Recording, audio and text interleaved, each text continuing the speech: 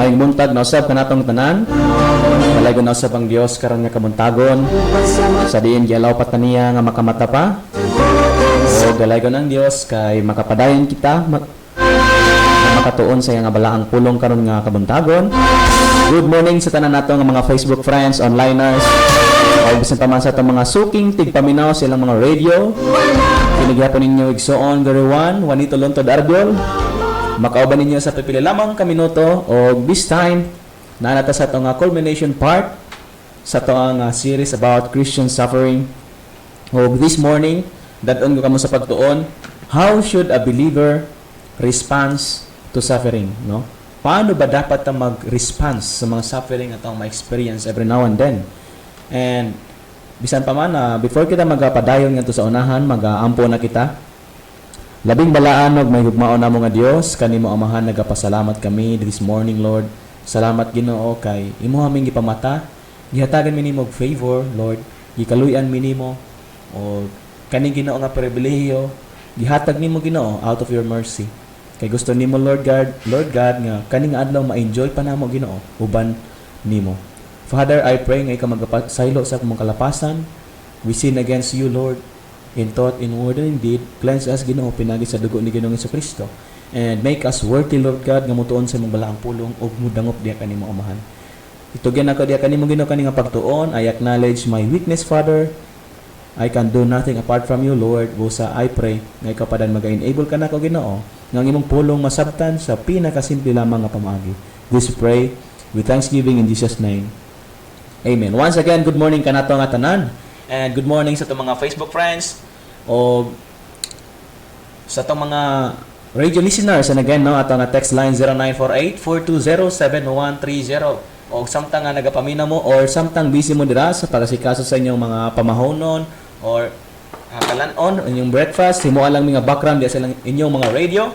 And again, you can send your concerns, prayer requests, or any questions regarding sa Bible or anything, no? Just text 0948-420-7130. How should a believer respond to suffering? A common question about Christian suffering, part 4. Diyan na kita sa tong ending. And in Philippians chapter 1 verse 29, kung aduna ka mo mga Bible, you can open it. In Philippians chapter 1 verse 29, in English version, the Bible said, "For unto you it is given in the behalf of Christ not only to believe on Him, but also to suffer for His sake." Now, the text states a plain fact. You and I have double opportunity. Ang verse nagasulti kala nga doon na kita ibitaw ka ng double opportunity. Unsa man ning double opportunity? Number 1, we have this opportunity to believe on the Lord Jesus Christ. We have this opportunity to know that we are eternally secured, that buhi pa ta, nagakinabuhi kanining kalibutan, wala na ta mabalaka sa to nga eternal destination. Why? Because we trust in the blood of the Lord Jesus Christ and we know that we are saved from hell because of Jesus nga nahigugma sa ato. And dili lamang we have this opportunity to believe on the Lord Jesus Christ and be saved, but also number 2, we have this privilege or opportunity to suffer for His sake. Mao kani siya ang pribilehiyo sa ato as followers of Christ. It is a great privilege. It is a great opportunity to be persecuted for Christ's sake or to suffer for the sake of our Lord Jesus Christ. Mao na siya kanang gitawag nga double opportunity. Now, we surely want to believe on the Lord Jesus Christ and be saved. We want salvation. We want forgiveness, we want love, and in fact, we want the Lord Jesus Christ. Kana siya nga realidad sa tao is normal kana siya. Nga gusto gid sa tao nga maluwas. And in fact, kung nagauban ikaw, kung naga-evangelize ikaw, no, makarelate ikaw na ni nga eksena. Nga kana bitang mangutana ka nga, Brad, sis, gusto ba ka malangit? Gusto ba ka maluwas gikan sa impierno? And kung ano kanang so far sa akong experience sa mga pag-evangelize sa among church evangelization, wala pa may na-encounter nga tao nga gusto gyud ma-impierno. Wala pa may ma-encounter nga tao nga gusto mo mag-antos eternally sa hell. Wala.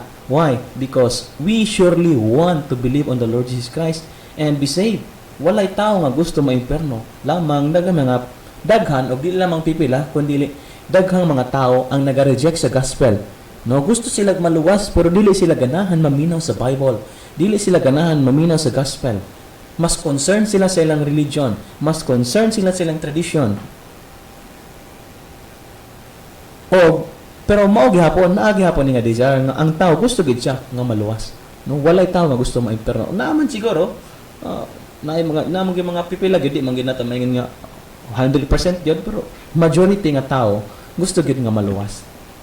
Now, in Philippians chapter 3 verse 10, natay makitaan bitaw nga prayer ni Apostle Paul na siya desire, no? Unsa iyang desire? Despite sa iyang dako na nga experience sa iyang Christian living, despite na sa iyang bitaw nga mga achievements by the grace of God, mga accomplishment niya by the grace of God, nagyapon siya desire. Unsa man iyang desire? In Philippians chapter 3 verse 10, the Bible said, "That I may know Him and the power of His resurrection and the fellowship of His suffering." Nagyapoy desire si Apostle Paul Igala. Ingon siya, gusto na ko nga mas mailhan pa ikaw o siya, referring to the Lord Jesus Christ, ang gahom sa iyang pagkabanhaw, no? O ang pakigambit sa iyang mga pag-antos. Now, nagpasabot ba kini nga wala nakaila si Apostle Paul kay Jesus Christ? No, dili. In fact, nakakita siya visibly kay Jesus Christ mo nang nabuta siya, nakakita siya glory, natumba siya, no? And kani nga ingon siya dire, kani nga desire niya nga that I may know Him. Nag-refer kini higala kana bitang experiential knowledge nga wala lamang nakabalo ka sa himong head knowledge, kuno ka bitang na-experience gyud nimo ang gahom sa Ginoong Hesukristo. That I may know Him, the power of His resurrection and the fellowship of His suffering. Mao na siya ang desire ni Apostle Paul. And I hope no as a Christian no maupod ni ang atong desire nga kana bitang dili ta makontento na atay kani gitawag nga holy discontentment or spiritual discontentment nga dili ta kontento, dili ta makontento sa atong inalagaran kundi na atay mag-desire ta nga mag-improve, mag-desire ta nga maglambo nga dili ra ta diri taman. And by the grace of God tabangan ta niya nga ma-experience nato ug mabal-an nato ang gahom sa iyang pagkabanhaw nga dili lang mga enough nga nakabalo ka apan kana bitang na-experience gyud nimo ang gahom sa Dios.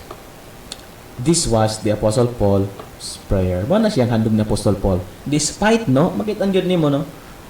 Kung achievement lang no ang hisgutan. No, kung imo tan-awon sa New Testament sa panahon nila sa Apostles time, wag makalupig aning si Apostle Paul, no? Nganuman, more than half of the New Testament iyahang sulat.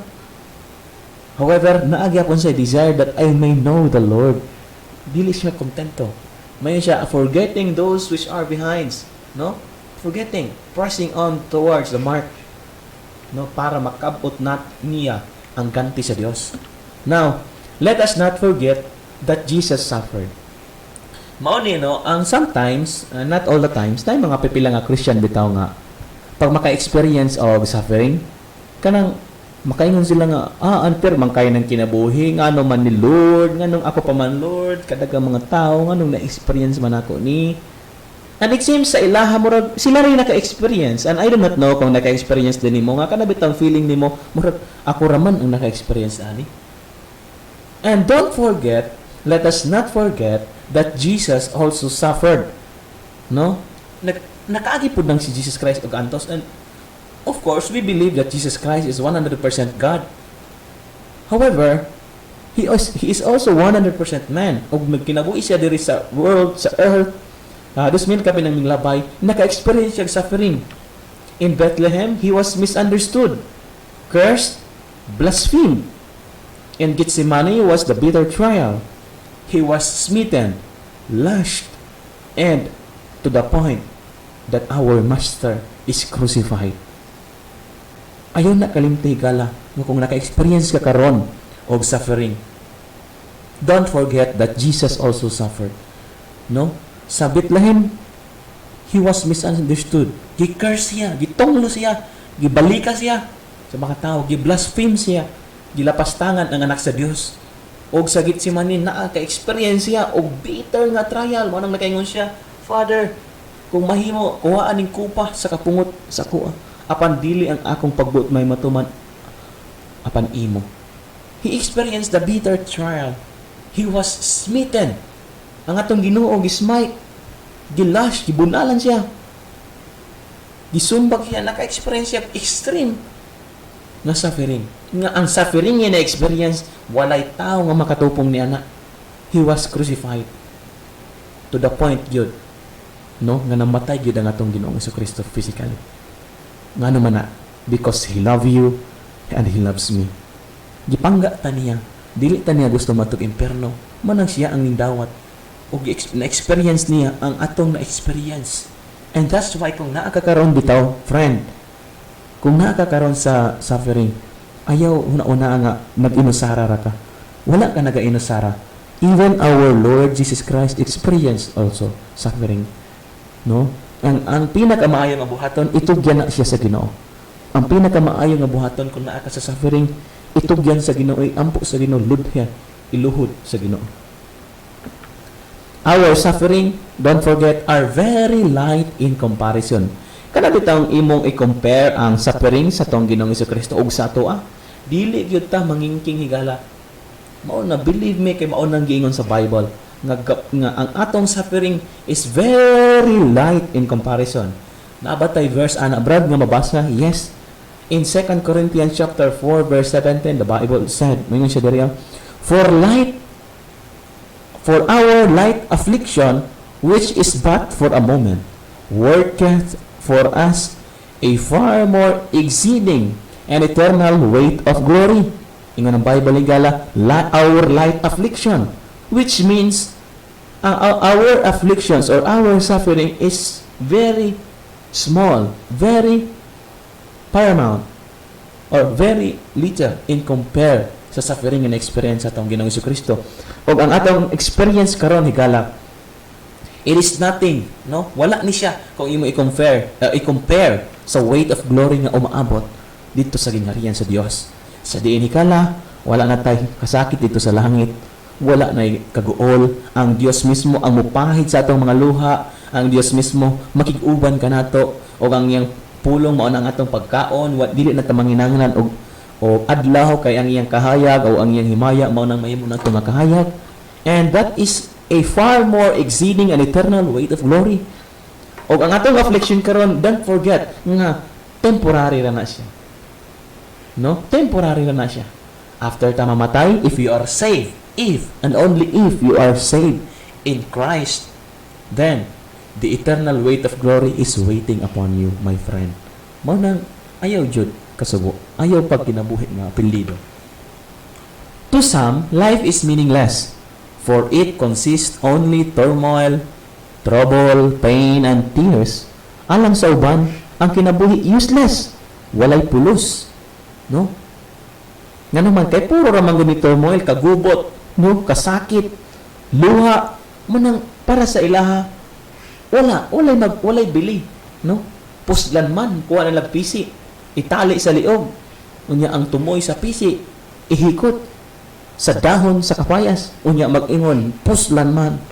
My friend, life is not meaningless. Kung para sa uban, ang kinabuhi meaningless, to the true Christian, life has a plan. For God has a purpose for each life. Don't forget, tigala, para sa mga true Christian, no? And I am talking to the genuine believer, saved in Christ. Para sa atua as a Christian, life has a plan. Why? For God has a purpose for each life. May purpose sigala. Dili aksidente nga nabuhi ka. Dili aksidente nga naa ka sa kalibutan. God has a purpose for your life. Gusto niya nga maggamit ng imong kinabuhi, my friend. Gusto niya nga maggamit na for His glory. O ma-enjoy nato ng atong kinabuhi, uban niya. Muna bitang ingon ang Bible. Ingon ang Bible sa Romans chapter 8 verse 28, the very common famous passage. Ingon siya diri, oh. And we know that all things, no? Does it say some things? No. The Bible said all things work together for good to them that love God, to them who are called according to His purpose. Muna ang realidad ikala. All things work together for good. For whom? For those that love God. But the question is, do you love God? Gimahal ba gyud nimo higala ang imong Dios? And if you say yes, and if you say, Lord, I love you, then we must acknowledge the fact that all things work together for good, that all things nga nahitabo sa itong life na anay purpose, na ay lesson nga gusto ipaabot sa ato ang Ginoo. O ang ato alang part higala is we have to be sensitive sa dealing sa Ginoo. Now, how should a believer respond to suffering? No? There are 4 responses to suffering. Na upat nga klase-klase. And gusto na ko, ikaw mismo, friend, ang maka-discern kung asa kanini. Gusto na ko nga, ikaw mismo, makabalo, asa kanining upat ka responses. Now, mag-start kita. Una, we may despise it, rebelling, instead of submitting.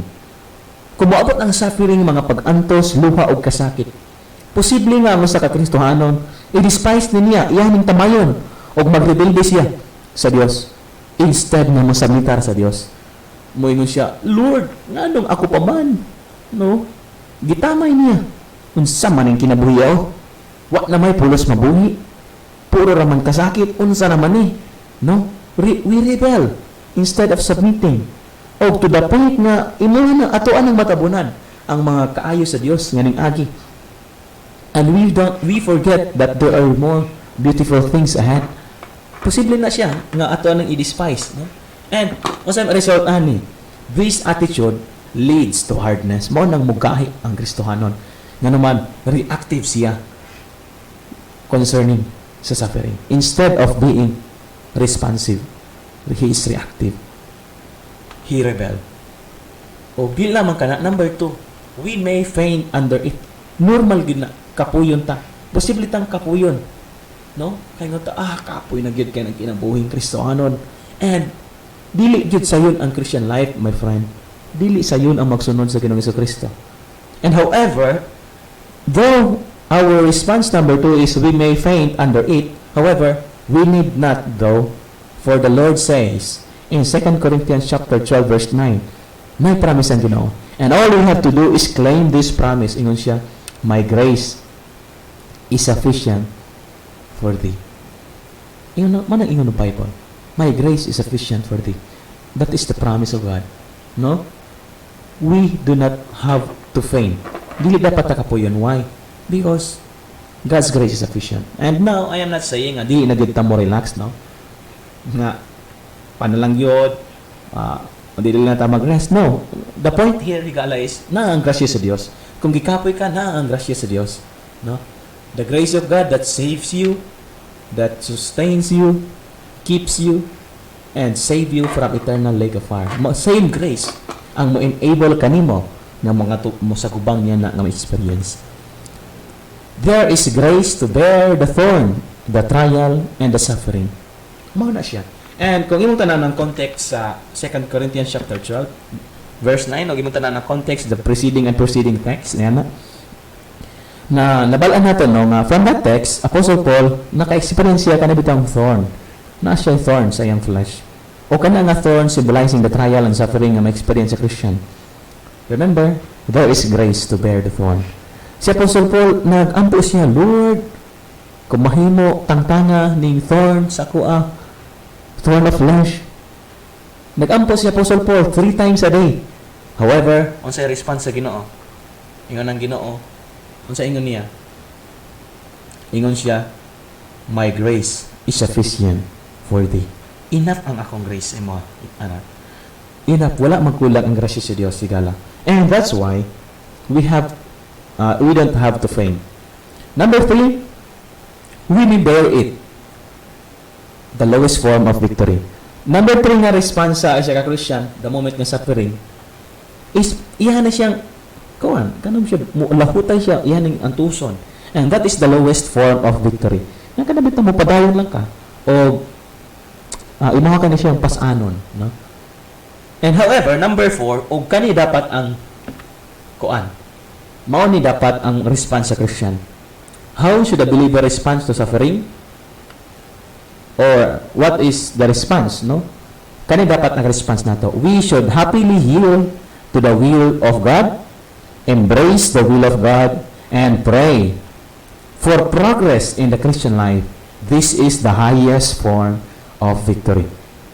My friend, ani dapat di ay tamo respond sa sufferings. Kana bitang malipayon ta nga mutugyan sa kabubuton sa Dios. Malipayon ta nga musubmitar sa kabubuton sa Dios o ato ang i-embrace ang kabubuton sa Dios o magaampo nga naatay progress sa tong Christian life. Nga kana bitang ang suffering nga tawang ma-experience kanang dili siya mahimong rason nga mo deteriorate ang atong pag-serve sa Ginoo kundi naatay mag-ampo ta sa Ginoo sa progress nga kana bitang mo progress ang atong Christian life sama sa desire ni Apostle Paul ingon siya Apostle that I may know him and the power of his resurrection and the fellowship of his suffering ingana dapat ang atong desire no and kung ingana ka higala kung ingana ka mag-response the moment nga naay suffering malipayon ka nga mutugyan sa imong kinabuhi sa Dios o sa kabubuton niya o nag-desire ka sa progress sa Christian life, I tell you my friend, I praise the Lord.